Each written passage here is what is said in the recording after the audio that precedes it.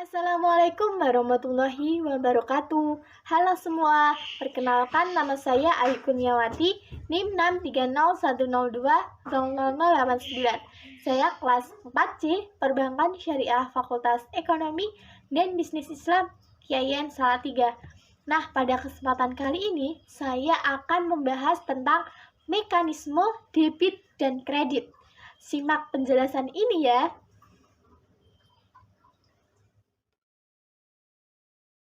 Nah, yang pertama kita akan membahas tentang persamaan dasar akuntansi. Persamaan dasar akuntansi itu dapat dituliskan aset sama dengan kewajiban ditambah ekuitas, sehingga nilai aset atau harta ini nilainya akan sama dengan kewajiban atau utang ditambah dengan ekuitas atau modal. Aset sama dengan kewajiban tambah modal itu selalu seimbang, harus sama. Aset disebut dengan aktiva, sedangkan kewajiban dan ekuitas itu disebut dengan pasiva. Nah, berikutnya, tadi kan kita sudah membahas persamaan dasar akuntansi yang terdiri dari harta, kewajiban, dan modal. Nah, ketiga hal tersebut merupakan unsur-unsur persamaan dasar akuntansi. Nah, kita langsung saja ke pembahasan unsur yang pertama, yaitu tentang aset atau harta. Jadi, pengertian dari aset adalah semua yang dimiliki perusahaan yang dapat dinilai dengan uang. Selanjutnya adalah mekanisme debit kreditnya aset, yaitu jika asetnya bertambah, maka ditulis di sebelah debit. Sedangkan jika asetnya berkurang, maka ditulis di sebelah kredit. Sekali lagi, jika asetnya bertambah, maka ditulis di sebelah debit.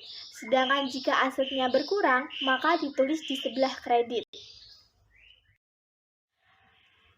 Nah, ada akun-akun dari aset, yakni ada kas, piutang usaha, piutang biaya, perlengkapan, persediaan, investasi jangka pendek, tanah, bangunan, dan kendaraan.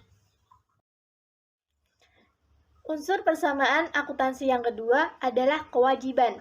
Kewajiban sering disebut dengan utang atau liabilitas, adalah sesuatu yang terutang oleh seseorang atau perusahaan pada periode tertentu.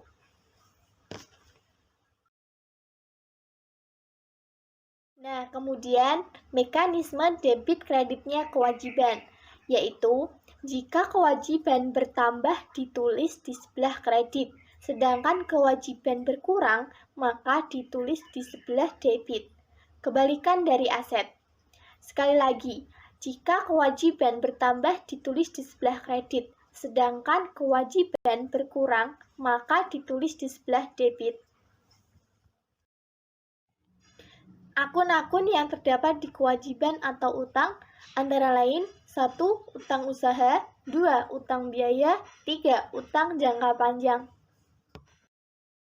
Selanjutnya, unsur-unsur persamaan dasar akuntansi yang ketiga, yaitu modal atau ekuitas.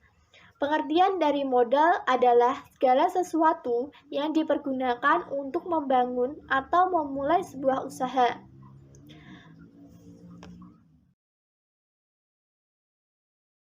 Mekanisme debit kreditnya modal, seperti halnya kewajiban. Jika modal bertambah, ditulis di sebelah kredit. Sedangkan modal berkurang ditulis di sebelah debit. Sekali lagi, jika modal bertambah ditulis di sebelah kredit, sedangkan modal berkurang ditulis di sebelah debit. Nah, selanjutnya adalah akun-akun yang terdapat dalam modal, yaitu modal pemilik perusahaan sendiri. Nah, dalam modal atau ekuitas itu, dalam perusahaan mempunyai 3 penyusun.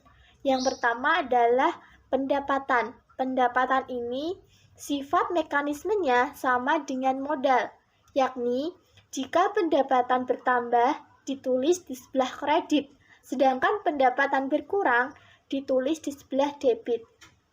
Akun dalam pendapatan antara lain pendapatan usaha dan pendapatan lain-lain. Yang kedua, biaya. Biaya ini sifat mekanismenya kontra dengan modal, yakni jika biaya bertambah ditulis di sebelah debit, sedangkan berkurang ditulis di sebelah kredit. Akun dalam modal antara lain biaya gaji, biaya jasa, biaya sewa, biaya perlengkapan, biaya konsumsi, biaya iklan, biaya penyusutan, peralatan, kendaraan, bangunan, dan lain-lain. Yang ketiga, prive. Prive ini sifat mekanismenya kontra dengan modal, yakni jika prive bertambah ditulis di sebelah debit, sedangkan berkurang ditulis di sebelah kredit. Akun dalam prive ini yakni prive pemilik. Nah, berikutnya kita akan mencoba mekanisme debit kredit di jurnal. Sebelumnya, jurnal itu apa sih dalam akuntansi? Jurnal adalah pencatatan transaksi keuangan secara kronologis dengan mencatat akun secara berpasangan debit dan kredit. Nah, di sini sudah ada jurnal mengenai transaksi di Triple M Laundry pada bulan Agustus tahun 2020. Nah, pada tanggal 1 Agustus tahun 2020, Nyonya Anita menyetorkan uang tunai sebesar 10 juta rupiah untuk mendirikan laundry Triple M. Nah, apa yang terjadi? Logikanya, laundry menerima uang sebesar 10 juta, maka kas akan bertambah. Kas tersebut masuk dalam akun aset. Jika aset bertambah, maka ditulis di sebelah debit. Kemudian, menyertakan modal Nona Anita bertambah, maka ditulis di sebelah kredit. Selanjutnya, pada tanggal 2 Agustus tahun 2020, membeli perlengkapan laundry sebesar Rp325.000. Nah, perlengkapan termasuk dalam akun aset. Jadi, aset bertambah, maka ditulis di sebelah debit. Membeli perlengkapan, jadi kas akan berkurang, maka ditulis di sebelah kredit. Tanggal 3 Agustus tahun 2020 membayar sewa ruko sebesar Rp1.200.000 untuk 12 bulan. Nah, di situ jelas membayar, jadi kas akan berkurang, maka ditulis di sebelah kredit. Sedangkan debitnya menjadi beban sewa. Beban bertambah, maka ditulis di sebelah debit.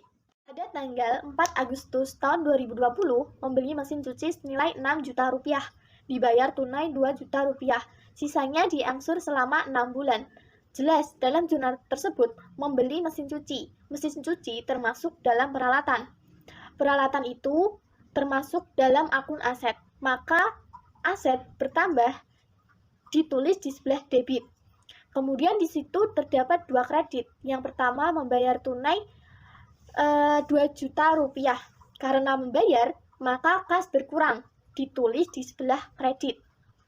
Yang kedua, sisanya diangsur selama 6 bulan. Itu berarti sama dengan utang.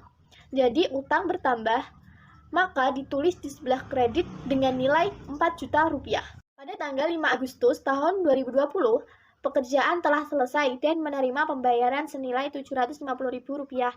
Nah, di situ sudah jelas ada kata menerima, berarti menerima kas, kasnya bertambah, maka ditulis di sebelah debit. Selanjutnya, di kredit menerima pendapatan. Pendapatan yang belum ada jadi ada, maka ditulis di sebelah kredit. Yang terakhir, tanggal 8 Agustus tahun 2020 membeli motor untuk operasional sebesar Rp12 juta, dibayar cash Rp4 juta. Nah, ini kan membeli motor yang semula tidak punya jadi punya, maka asetnya bertambah, jadi ditulis di sebelah debit. Kemudian, sudah membayar cash sebesar Rp4 juta, jadi kasnya berkurang, maka ditulis di sebelah kredit. Nah, sisanya kan masih 8 juta, dianggap sebagai utang. Utang bertambah, maka ditulis di sebelah kredit. Setelah itu, debit dan kredit dijumlah, harus menunjukkan nilai yang sama. Kalau jumlahnya sama, berarti kemungkinan besar kita benar menganalisa jurnal tersebut. Mari kita jumlahkan hasilnya.